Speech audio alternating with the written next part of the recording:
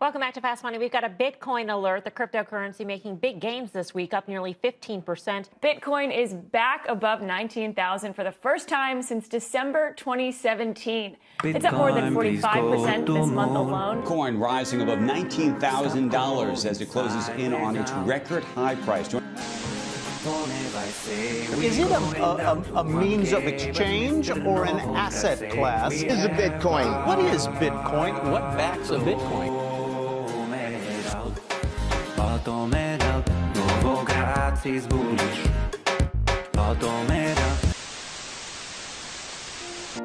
Hai, terakhir kali sejak saya membuat konten berjudul Masa Depan Uang yang mengulas tentang Bitcoin beberapa minggu yang lalu, harganya telah naik dari 160 jutaan.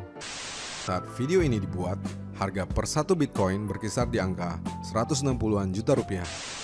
Naik lebih dari 2 kali lipat menembus level 320 jutaan saat video ini dibuat.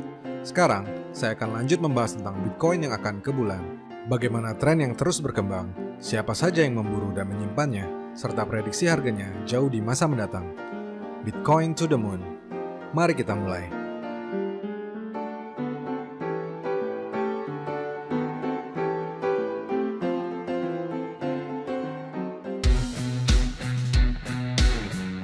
Mari kita simak tren pencarian Google untuk Bitcoin saat harganya menembus rekor di tahun 2017. Sekarang coba kita lihat tren pencarian Google di tahun 2020. Selanjutnya kita akan mencocokkan harga Bitcoin dengan tren pencarian tersebut. Voila, lalu apa yang dapat kita simpulkan dari gambar ini? Bahwa ternyata pergerakan Bitcoin saat ini bukanlah FOMO sebagaimana yang terjadi pada tahun 2017 lalu. Saat itu, kenaikan harga Bitcoin dipicu oleh hype yang mengundang spekulan dan trader jangka pendek untuk mendapatkan keuntungan super cepat. Sementara sekarang, kenaikannya jauh lebih stabil, dipicu oleh semakin meluasnya adopsi Bitcoin oleh berbagai kalangan, mulai dari investor retail, korporasi, hingga level negara. Bukan oleh korporasi kaleng-kaleng, bukan oleh investor gorengan, bukan oleh pihak yang akan menyimpannya sebentar doang. MicroStrategy melalui CEO-nya Michael Saylor telah memborong Bitcoin lebih dari 40.000 BTC atau senilai lebih dari 10 triliun rupiah. Di mana mereka telah memperoleh pertumbuhan 65% dari aset tersebut, bahkan berencana untuk menyimpan Bitcoin bukan seminggu, bukan sebulan, bukan setahun, bukan 10 tahun, tapi 100 tahun.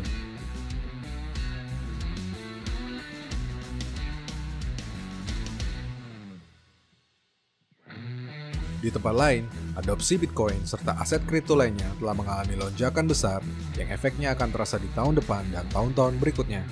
PayPal telah secara resmi merilis fitur pembelian Bitcoin melalui platform yang mereka miliki untuk pengguna di Amerika Serikat.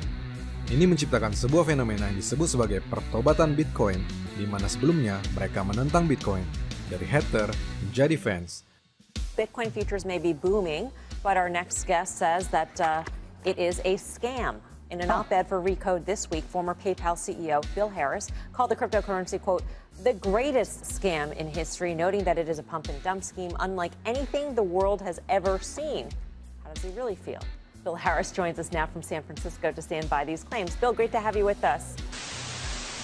And I think you'll have more and more utility happen with cryptocurrencies. One of the things that we allowed is not just making it easy to buy, sell, and hold cryptocurrencies, but very importantly, early next year, we're going to allow cryptocurrencies to be a funding source for any transaction happening on all 28 million of our merchants. And that will significantly bolster the utility of cryptocurrencies.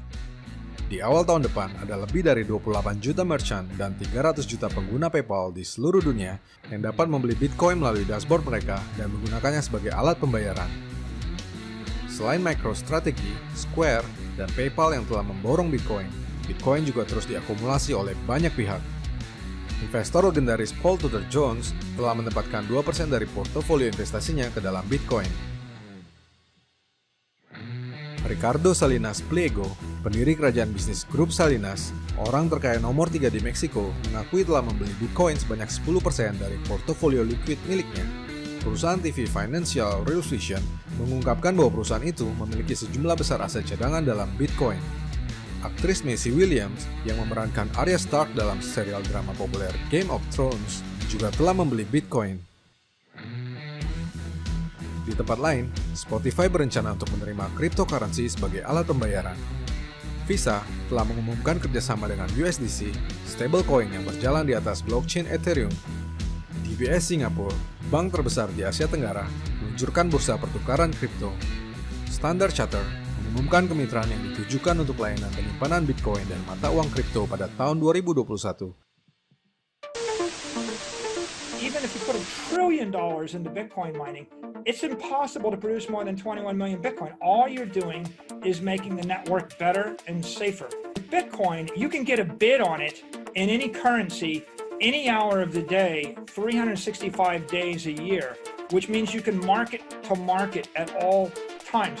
We've never, in the history of the world, had a liquid security that you could mark to market everywhere on earth, every minute of the day, no holidays. And that's what makes it an extraordinarily pristine asset.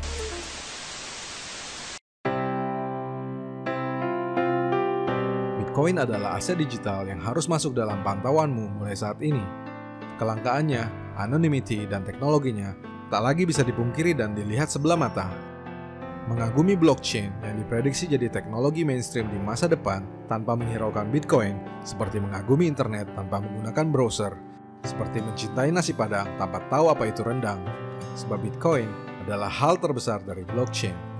Sementara itu, menyatakan Bitcoin sebagai media pencucian uang dan kriminalitas, seperti menginjak kubangan yang nyiprat ke wajah sendiri, sebab fiat money adalah sumber terbesar dari money laundry dan kriminalitas di seluruh belahan dunia. Faktanya, Bitcoin adalah aset investasi paling seksi saat ini. Pandemi COVID-19 telah membuktikan ketidakadilan sistem keuangan di dunia. Negara-negara maju dengan hard currency seperti US dollar, euro, dan yen dapat seenak-enak udel mereka mencetak mata uang dalam jumlah besar untuk dibagikan kepada warganya. Pada akhir Maret 2020, Amerika Serikat telah mencetak uang sebanyak 2 triliun US dollar untuk stimulus COVID-19. Stimulus tambahan sebesar 3 triliun US dollar diprediksi akan segera meluncur sesaat setelah Biden dilantik jadi presiden yang baru.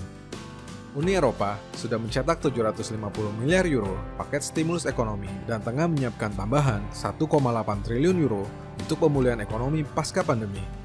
Di Asia, Jepang sudah mencetak 108 triliun yen untuk stabilitas ekonomi negara itu karena pandemi. Pertanyaannya, emang ada negara yang tidak terguncang oleh pandemi? Tapi mengapa negara berkembang seperti Indonesia, yang mata uangnya tidak termasuk hard currency, tidak bisa dengan gampang mencetak rupiah? Ini sungguh tidak adil, sebab jika itu dilakukan, memang kita akan melihat rupiah atau ubahnya dolar Zimbabwe yang jadi lembaran kertas yang tidak berharga. Masa mau beli bakso aja harus pakai duit segepok begini?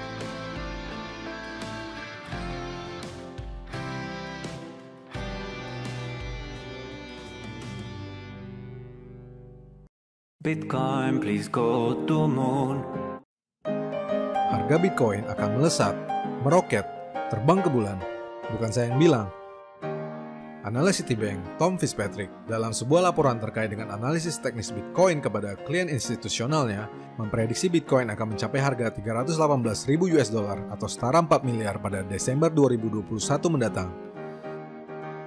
Sementara itu, JP Morgan mengakui bahwa Bitcoin terus menguat, di mana potensi kenaikan jangka panjang Bitcoin cukup besar karena bersaing lebih intens dengan emas sebagai mata uang alternatif, mengingat bahwa generasi milenial akan menjadi komponen yang lebih penting dari semua bidang investor seiring waktu. Founder dan CEO Heisenberg Capital, Max Keiser, memprediksi jika Bitcoin akan meledak hingga 100.000 US dollar setelah koreksi terjadi. Ia memprediksi harga Bitcoin akan menuju 28.000 US dollar dalam waktu dekat.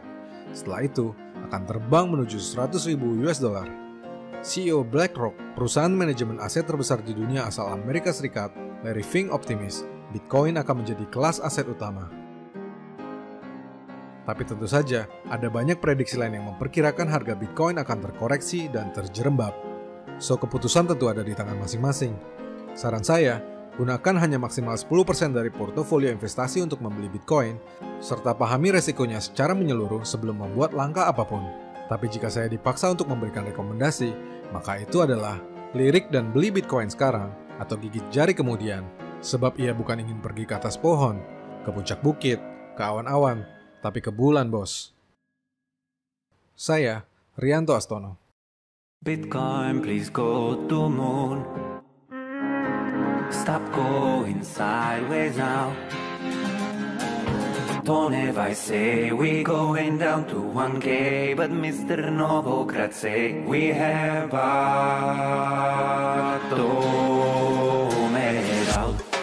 bottomed out. Novogratz is bullish